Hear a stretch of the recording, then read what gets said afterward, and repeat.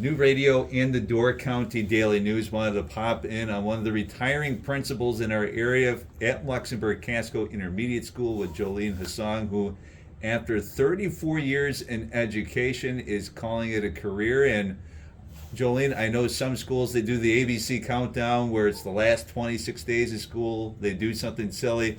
Are you doing your own ABC countdown to your final days here? I am not. I would go back to a Damien LaCroix statement that rather than count the days, make the days count. And that's kind of my philosophy. A lot of other people are doing the countdown, but I am avoiding that. And what has been maybe just the kind of feeling you talked about making the days count? What's been maybe some of those things that maybe you've been really embracing over these last few weeks? My feelings are, I'm a little torn about, this change in career, but I know that I'm not going to have the same opportunities interacting with kids, so I'm making a conscious effort to appreciate and enjoy them in the morning time when they're coming in the evening time when they're leaving, being out and about. I am a pretty visible administrator, but just being more conscious of that, if you will. Now, you've been in education for 34 years. Obviously, you haven't been the principal here that entire time, but you were a gym teacher in the Howard-Swamico School District. What has it been like, or what was it like to kind of make this transition, not just changing school districts, but changing that role from being a teacher to being an administrator? Right. Well, you go from when you're a PE teacher, especially at the elementary level, as one of the most popular people in the building to a principal where you're one of the least popular people. But the impact that you have is immeasurable, where you have the opportunity to interact with those kids when you're teaching them, you get to know them. It's at a different level as an administrator. I started as dean of students when I was at Bayview, and then associate principal at Lineville, and those steps were progressive to being a building principal where you are in charge of everyone and you wear a number of different hats. So it's not an easy transition, but it's a thoughtful one, if you will, that you're looking to make an impact or being more impactful in another role.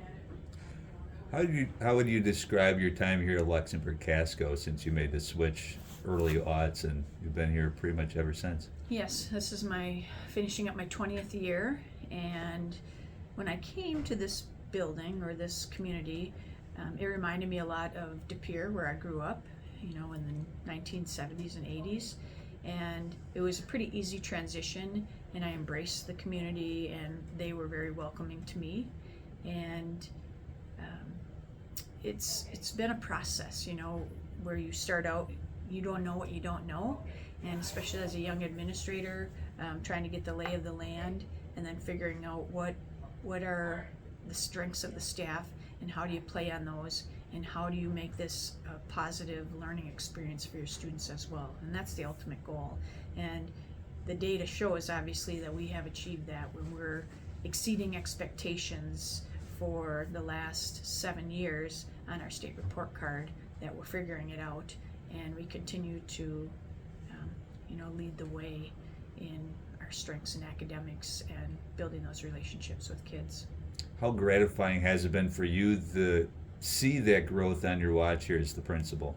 It's very humbling, but it also is reaffirming that I have the right people in the right places and have been able to stretch the staff that I have, and they've bought into what are we trying to do here, and how do we make this the best experience for kids, and what are the resources that we're using, how do we use every minute of the day to help our kids and really foster that learning for them. Now, we have to rehash the story that you told me before we sat down and hit record on the camera. Your assistant principal is sleeping over here.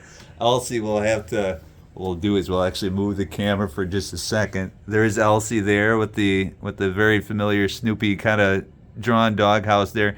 Could you tell us the story about how Elsie came to be here, a fixture at Luxemburg-Casco Intermediate School? Sure. prior to Elsie, I had a dog. Her name was Princess. She was my niece's, and I got her from kind of a unique situation.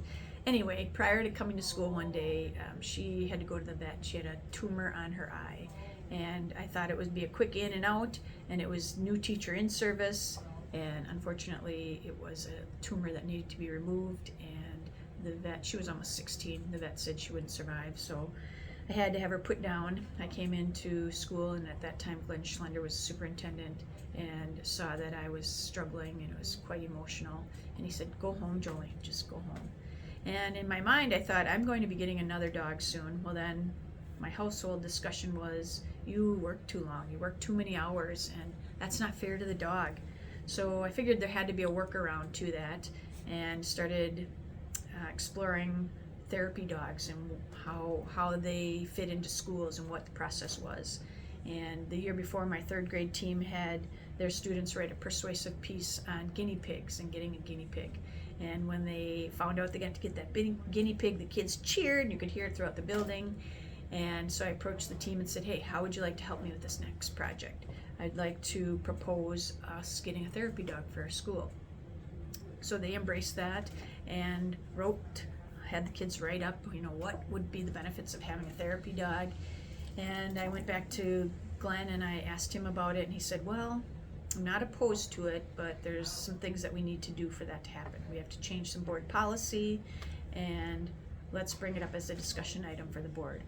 So we brought it up as a discussion item in February, and I had a half dozen students come with me, third graders, and they had their little note cards, and they were going to present to the board, and also their parents and grandparents came, and the board was looking at me like, "Really? I can't believe you're doing this." But they listened, they were impressed, and the next month took action and approved the changes for us to start that ball rolling for a therapy dog. And I got on a wait list for Elsie, and her take-home day was May 17th, and she came to school on May 19th and has been here every day since. So it has been amazing. She is the perfect dog for our students and staff. She's become a bit of a hall monitor too, where kids run down the hall and she tears out after them and they scream and, "Yeah, what were you doing?" "Running." "Yes, okay." So she's going to be missed. She's got attachments to staff, students that regularly check in on her. She has her little treat route that she goes to different places in the building to get treats from staff, but she's been an absolute joy to have at school. And therapy dogs, obviously, you're seeing more and more of those being used at school districts, and I think we know the benefits that they have for the students and staff, but what has it done for you over the last 5 years to kind of have some extra companionship here at school? And you can lean over, and if you're having a tough day, you can lean over and peek underneath their desk as you're doing right now, and get a little therapy yourself. Yes, and she's really good on the commands, like, "Go say hi," and she'll go up to somebody and say hi to them. It's been nice, riding to school, riding home. She gets to enjoy my singing or lack thereof. But she's just been awesome, and the kids look for her, and I know some of my students have said, "I'm going to really miss Elsie next year." And I said, "And so what you're saying is you're not going to miss me?"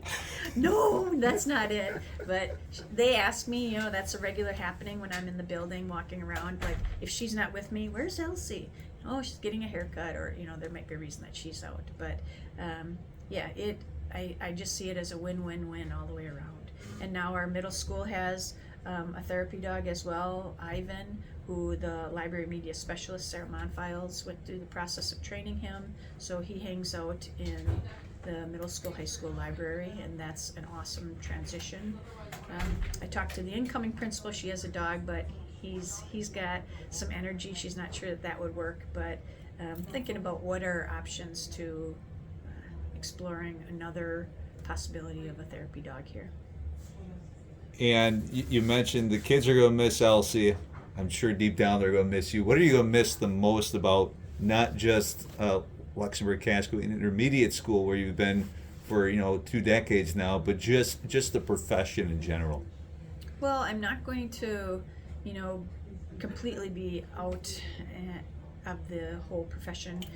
We're talking about me possibly mentoring and coaching the new incoming principal. I have some things in the works with some friends who have a company that does leadership for women. So exploring some options about maybe starting a coaching, consulting side hustle, if you will, to still stay connected, because it is so much a part of who I am and what I do is fostering that love of learning and leading. You know, what can we do to make our schools the best that they are? How do we support the current administrators, whether they're new or experienced? It is great to have a think partner to bounce ideas off of. That was one of the hardest things for me coming here from Howard Swamico. Was in Howard Swamico we had great administrative teams. I mean, in the summertime, the principal I worked with and the middle school associate and principal would play tennis, you know, once a week, just so we could do something different and connect with each other. I came here and we were really in silos because, you know, you have the primary, intermediate, middle school, high school, and we were all doing our own thing.